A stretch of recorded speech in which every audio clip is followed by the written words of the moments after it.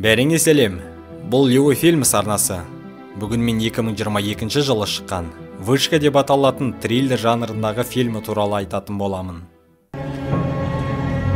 Твою мать. Фильм үш адамнан құралған Хантер, Бекки және оның күйеуі Дэн альпинистер тобын көрсетумен басталады.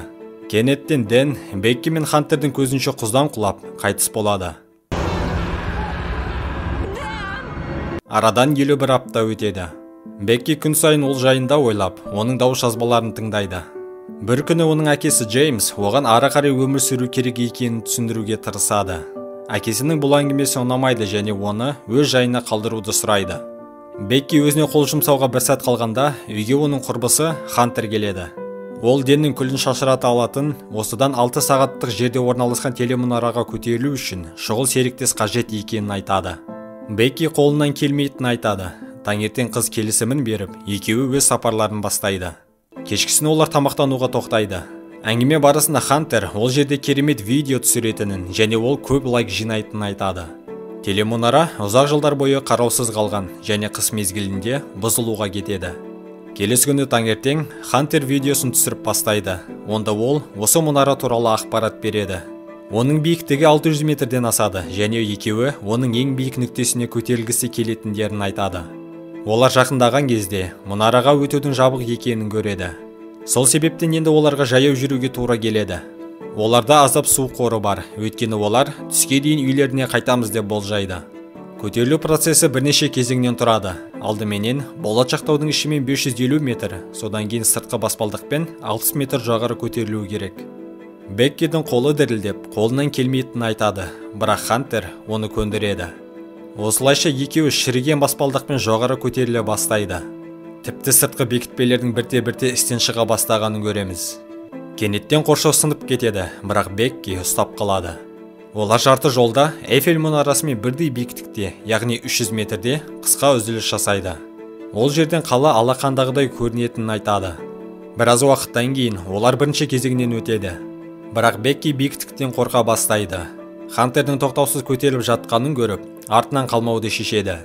Бастапқыда барлығы жақсы болады, бірақ оларға спутниктік антенналар кедергі жасайды. Екеуі тіпті оны да баяу, асықпай өтеді. Хантер көңіл көтеру үшін баспалдақты қимылдатып, құрбысымен әзілдесе бастайды. Соның салдарынан бірнеше бұлттар ұшып кетеді. Бірақ екеуі мұнараның ең биік нүктесіне шығып үлгереді. Бір-екі видео жазбадан кейін Бекки Дэннің күлін айналаға шашады. Енді оларға тек жерге түсуі ғана қалды. Кенеттен баспалдақ істен шығып, Хантер ғажайып түрде арқанды ұстап қалып, Беккидің құлауына жол бермейді. Хантер бар күшін салып, Беккиді артқа қарай мұнараның үстіне шығарып алады. Енді қалай түсуге болады? Телефонда мүлдем сигнал жоқ. Бірақ олар дүрбі мен сигнал ракетасын табады. Ал жабдықтары бар сөмке спутниктік антеннаның үстінде қалып қояды. Кенеттен Хантер Беккидің аяғын жаралап алғанын байқап, оны дереу байлап қояды. Көмек өздігінен келеді деп ойлап, Хантер әдеттегідей бірнеше видео түсіреді. Сәлден кейін Хантер дүрбімен бірдеңені көруге тырысады. Ол алыс маңнан фургонды байқайды, бірақ оны тастап кеткен сияқты. Арадан 5 сағат өтті, байланыс әлі де жоқ. Хантер парақшасынан лайктар санының көбейгенін көреді. Бұл дегеніміз байланыс бар, бірақ кішкене төмен түсу керек. Оларға идея келеді. Телефоннан хабарлама жазып, оны арқанға байлап, 15 метр төмен түсіреді. Бірақ бұл әрекеттері сәтсіз аяқталады. Содан кейін Бекки телефонды кедыға салып, оны төменге лақтыруды шешеді. Бірақ олар бұл әрекеттері жүзеге асқан аспағанын білмейді. Сәлден соң олар дүрбімен итімен серуендеп жүрген бір адамды көреді. Бекки аяқ киімін лақтыру арқылы оның назарын аударуға тырысады. Бірақ ер адамға мұнараның басына қарау туралы ой келмейді. Түн жақындағанда Бекки зымыран ұшырады және бұл жолы адамдар оны байқайды. Өкінішке орай олар көмектесудің орнына олардың көлігін ұрлап кетеді. Түнде Бекки Хантердің аяғынан 143 деген татуды көреді. Дэн осы кодпен жақсы көретінін айтатын еді. Хантер Беккиге білдірмей, онымен 4 ай бойы қарым-қатынаста болғанын мойындайды. Осылайша таң атады. Құрбылар өзара жағдайды реттеуге тырысады. Олардың телемұнараның үстінде отырғандарына 24 сағаттан асты. Көмек келмегендіктен, олардың аяқ киімінің ішіндегі телефон идеясы жүзеге аспағанын түсінеді.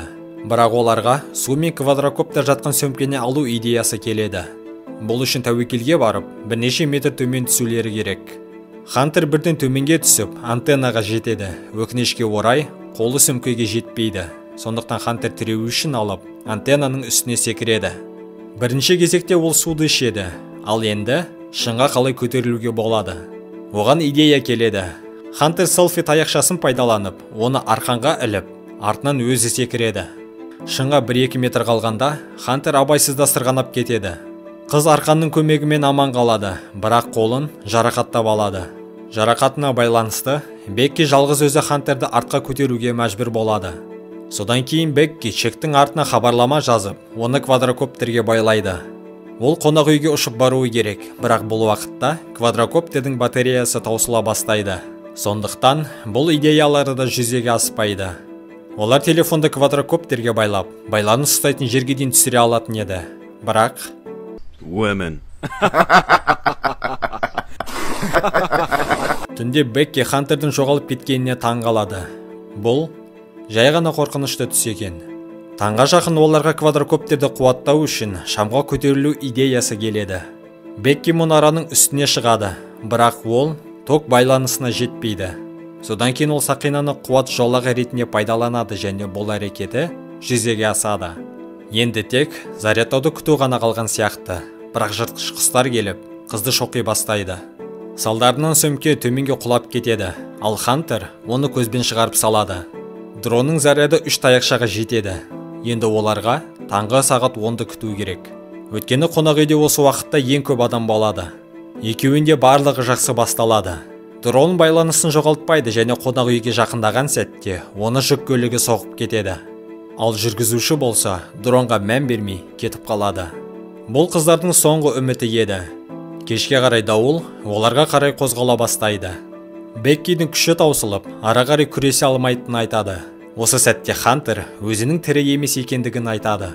Ол сырғанап кеткен сәтте арқанды ұстай алмай, спутниктік антеннаның үстіне құлап, көз жұмған екен. Оның орнына Бекки сөмкені көтеріп алып шыққан екен. Біраз уақыттан кейін Бекки әкесімен бірге түскен видеоны көреді. Ал бұл уақытта әкесі Джеймс қызын табуға тырысады. Келесі күні Бекки жыртқыш құсты ұстап алып, онымен қоректенеді. Бекки кішкене күш жинап, аяқ киімді пайдалану үшін төменге түседі.